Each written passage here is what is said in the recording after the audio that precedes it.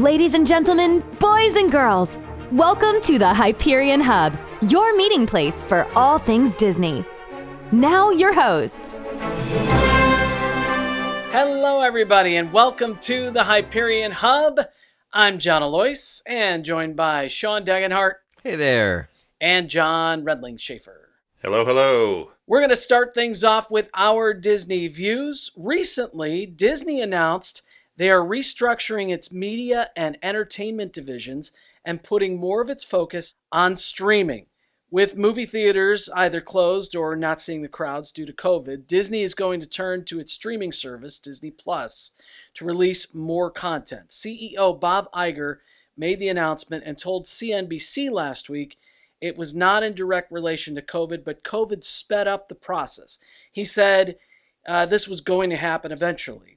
They've wanted to concentrate on direct-to-consumer. Kareem Daniel was reassigned from President of Consumer Products, Games, and Publishing to now overseeing the new Media and Entertainment Distribution Group. So he will determine what content goes where. Disney Plus is much bigger than they thought it would be.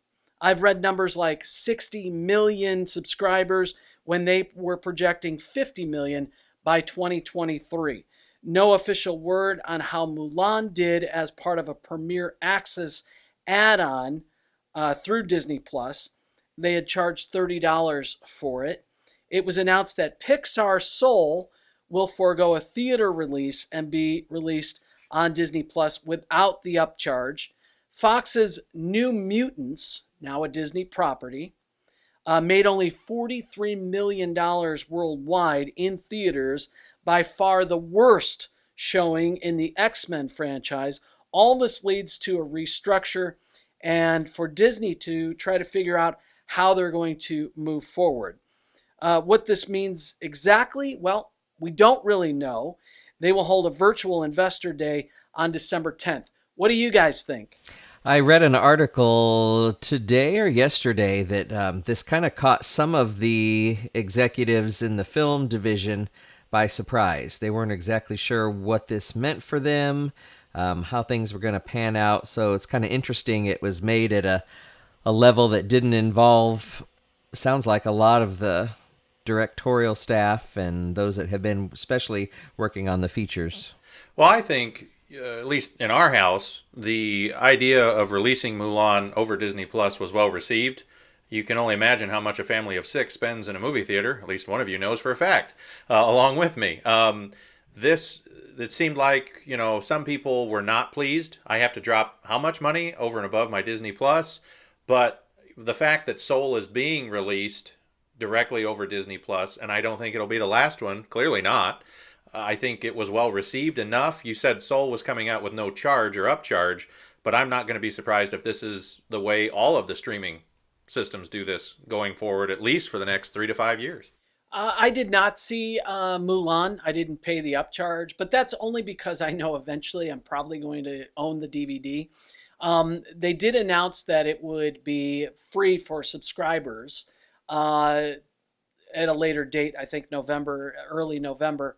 That didn't really affect it for me. I don't have a problem paying the upcharge if I'm not going to pay for it later on. Disney is going to get my money for Mulan at some point. I think they're just trying to figure everything out. I think there was a lot of backlash from the upcharge. We really don't know how many people paid for it. There are rumors that there were 9 million. I don't know if that's true. We may find out in early December. But for me, for us, like I said, we're going to pay for it eventually. I think the fact that Soul is coming in as just a regular feature on Disney Plus maybe tells me they probably were pumping the brakes just a little bit to say, look, we hear you. Maybe not everybody wants to pay an upcharge for a new film. We're going to give you this one. Maybe they're still trying to figure out what that magic price is. Maybe it's $15. Maybe it's less.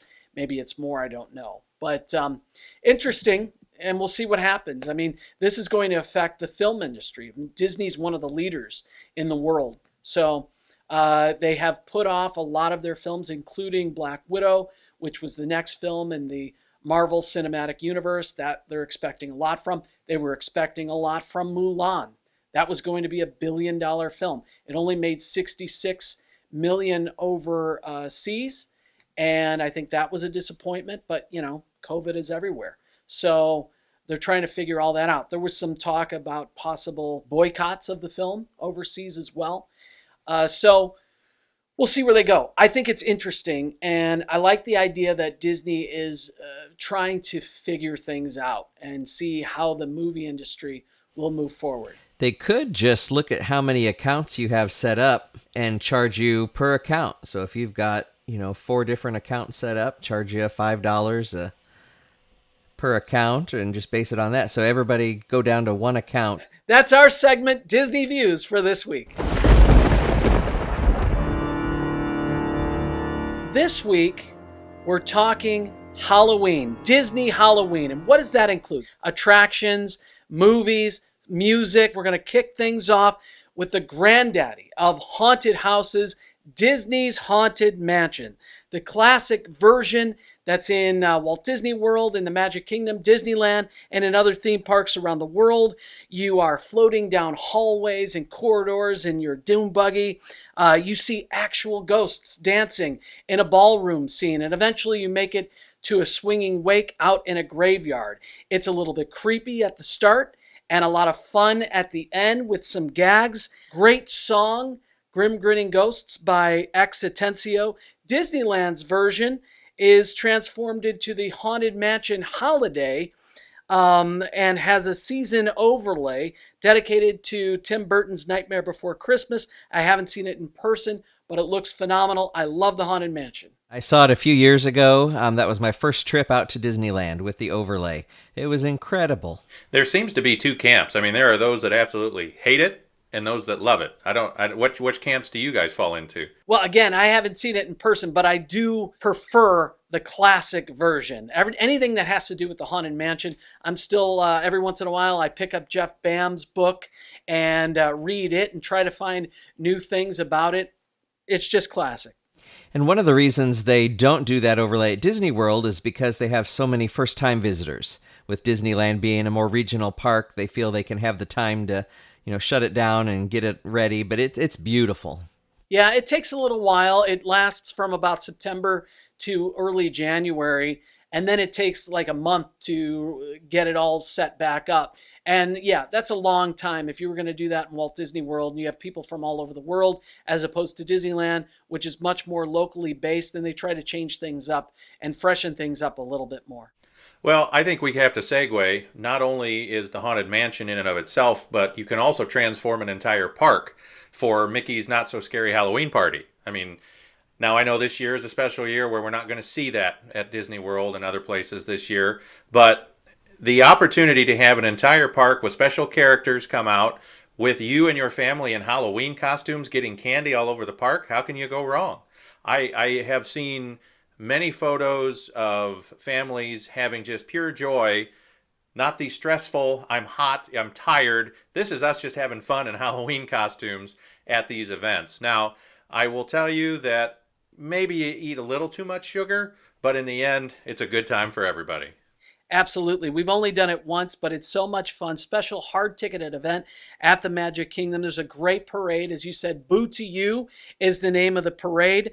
It's led by the Headless Horseman who walks down Main Street, USA. I love the Graveyard Diggers who are also in the parade, and they take their shovels and they spark the ground. There's trick-or-treating stations and, of course, dance parties and places like the Diamond Horseshoe and Cosmic Rays, and the Hallowishes fireworks at the end of the night. Spectacular. Sean? I love the Halloween shorts that Disney's produced over the years. Trick or Treat, one of my favorites. It premiered in 1952. So coming up on almost 70 years ago, of course, featuring Donald trying to prank his nephews, Huey, Dewey, and Louie. But they are rescued by Witch Hazel, who decides to turn the tables on Donald. One of my favorite quotes is when she's doing her potion, she says, "This is the real thing, right out of Shakespeare." It was directed by Jack Hanna. who was a Disney legend, staple, directed many fine feature films, written by Ralph Wright. Now, Ralph was involved with the Goofy how-to shorts. He also did a lot of the feature film work with Bambi and Alice in Wonderland. He was kind of known for his on-screen antics, all the jokes and practical jokes and things like that would get the kids to laugh. One thing I learned that Ralph Wright was also the original voice of Eeyore in the original Winnie the Pooh shorts. So that's kind of neat that they were very versatile there at the studio, especially back in the day. The Cinderella songwriting team of Mac David, Al Hoffman, Jerry Livingston wrote the score for that. So 1952, they were coming right off of Cinderella. And the score, that fantastic Trick or Treat, was sung by the Mellowmen, featuring Thurl Ravenscroft on the bass. And that's the group that also sang Grim Grinning Ghosts in Haunted Mansion. So a lot of Disney history there. The four busts we see with the one head turned over, that was the Mellowmen. Witch Hazel, of course, was voiced by the classic June Foray. Just fantastic voice actress known for Looney Tunes, the voice of Granny, and Witch Hazel and Looney Tunes version of that character. She also went on to voice Grammy Gummy and Magica Dispel and Grandma Fa. She also, by the way, Witch Hazel, that was her first appearance for Disney, and she would go on to be very popular in the Disney comics. Mm-hmm. And then Ichabod, the Legend of Ichabod Crane, Legend of Sleepy Hollow, one of our favorite, that's our family favorite, I think, at Halloween time. We've watched it 2 or 3 times already. Bing Crosby is in his element. Fantastic score, great music. Just one of our favorites. And the girls always ask when we're done, did the Headless Horseman really get him? Or did he settle down in another town? And we've never been able to solve that riddle. Yeah, Brom Bones sings that Headless Horseman song. And Disney, by the way, that was one of their last, or I believe their last package film of the 1940s. It was part of the Adventures of Ichabod and Mr. Toad. And Disney was making quote-unquote package films, which meant they had a bunch of shorts that they wrapped together to make a full-length feature, about 75 to 90 minutes. And they produced that one towards the end of World War II. It takes a few years to get them done. It also includes Mr. Toad as a separate story. The name of the feature is The Adventures of Ichabod and Mr. Toad. Outstanding. I love it. We watch it every year as well. Let's stick with the shorts. 1937, Lonesome Ghosts. Features Mickey, Donald, and Goofy, who are ghost exterminators. They get called by a group of bored ghosts, and comedy ensues. Goofy utters a line in this film, "I ain't scared of no ghost." And there's a rumor, at least, some people think that Ray Parker Jr. was inspired to include the phrase, "I ain't afraid of no ghost," in his title song for Ghostbusters. Have you guys seen Lonesome Ghosts yet this year? Do you watch it every year like we do? Yes, I had not seen it before. I mean, I grew up with it because I had the Viewmaster film, and that was my first exposure to Lonesome Ghost. So I had not seen the short until Disney Plus last year. That was my first time. I had a Fisher-Price film that you cranked. Yes. Okay, That's what you're talking. Yeah, that was, I probably looked at it every day for the first 10 years of my life. Well, maybe 15 years of my life. And you do it backwards and watch them go backwards frame and by forwards. frame. Yep, so cool. John, you have one? I have to tell you that, I have friends that are really into Halloween. We're into autumn and Thanksgiving and Halloween all at once in our house. And I will tell you that I think this is a nice segue from one of our prior episodes about what we're doing with our Disney Fix right now. It's getting out tons of Disney-related fall decorations. Pilgrim Mickey with Pilgrim Minnie. And yes, a cat, Figaro, sitting on a pumpkin. And so many wonderful decorations that my wife puts out every year. I honestly had forgotten about the last short you mentioned. I haven't seen it since I was a kid. And so we've got the right ambiance around here. Let's crank some of those shorts up, and we'll have a good time here over the next 17 days. Another short I had forgotten about, The Skeleton Dance. Yes. Of course, one of the first Silly Symphonies. And then The Old Mill is kind of a Halloween theme, and I believe that was the first short to use the multiplane camera that was popularized with Snow White. Yes, absolutely. A lot of those films that we're talking about are in a special section on Disney Plus, by the way. Two movies that you will not find on Disney Plus, two 80s films where Disney was kind of attempting to dip its toe in the more adult-themed content. Watcher in the Woods from 1980, starring Bette Davis, guys. Also, a film made a few years later that I thought was a little bit better, a lot better actually, Something Wicked This Way Comes. And this is one that I watch, maybe not every year, but I put it in every couple of years. It's based on Ray Bradbury's screenplay. Mr. Dark, a cool villain, visits a small town and brings a scary circus with him. Can't beat that. I've never seen it. I have honestly hadn't even heard of it until you mentioned that. It's going to be on your doorstep this week. I fear I'm being judged as we're continuing on, but judge away. How about Tim Burton's Nightmare Before Christmas, an annual watch for us? We mentioned it earlier as part of the Disneyland overlay. 1993 stop motion animation. It's become a pop culture mainstay. Let's be honest, every Hot Topic has Nightmare Before Christmas merchandise in it with its goth look. The music from Danny Elfman, who provides Jack Skellington's singing voice. Catherine O'Hara voices Sally.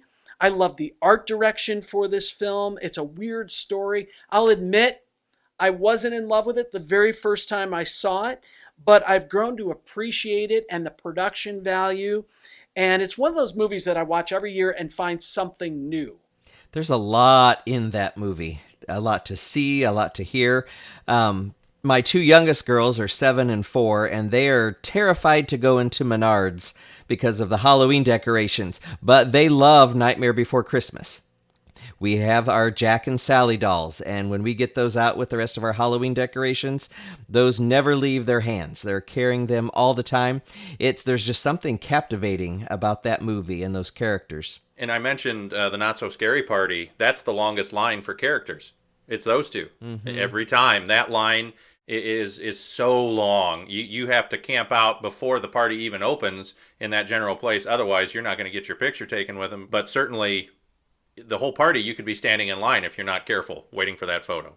Let's stick with the parks, guys. Twilight Zone Tower of Terror, classic story attraction. Eventually, we'll do a deep dive into this one. It's at Hollywood Studios and some of the overseas parks as well. It's a haunted hotel in Old Hollywood. Great 1930s spooky music as you walk through the queue and up to the lobby. Tons of details in the lobby. Amazing amount of details in the first scene, all dedicated to the Twilight Zone, the old show. The haunted elevator you eventually ride lifts and drops repeatedly. I get a sense, I'm just sensing this now, that it's not your guys' favorite attraction. It's mine, one of mine. I have done it once. Okay. In all of our trips, and it was the last one that Ann and I took, and she basically had to drag me onto it. And I don't think I stopped screaming until I was well on my way out of Hollywood Studios. So I'm thinking we'll film an episode at some point where we're all on it together and just record. Well, we won't hear much if you and I are screaming the whole way, but, it'd still be fun to record it. I'm glad I did it. I don't know that I will do it again. I have to share this really quick story. So the first time I took my son on it was, he was 6 years old, and he didn't completely go on it. You hear the screaming as you get close to it, and all the way there, even before the trip, are you going to go on Tower of Terror? I'm not going to go on it. I said, well, let's just walk through the queue. I thought maybe I could sell him on it by the time we'd get there. We walk through the queue. It gets scarier and creepier as we go. Are you going to go? No, I'm not going to go on it. We finally get to the boiler room scene, and we see the elevator doors open, and I said, are you going to go on it, buddy? He goes, I told you, I'm not going on it. So I said, okay. So I looked at a cast member. I said, well, we're not going to go on it. He's okay, no problem. Follow me. We walk down this long hallway to what? An elevator. So we stand there, and the doors open, and he's like, I'm not going on it. I said, buddy, this isn't the attraction. And he could tell, by the ugly fluorescent lights overhead, and there were no seats in there, that he was probably safe. We went in, we got out. But I love Tower of Terror, one of my favorites. This wasn't the same trip you lost him, was it? No, he was 3. And, that's some right. people might That's right. not be seeing... You've terrorized this child on every trip, it sounds like. Yes. I can tell you that we found him very shortly after he wandered off. Have you guys ever seen the Tower of Terror film from 1997? No. Well, you can still find it on DVD in places. It was a made-for-TV movie for The Wonderful World of Disney. It stars Steve Guttenberg and a very young Kirsten Dunst. It's based on the attraction, but has no connection to the Twilight Zone. So that backstory is part of the attraction.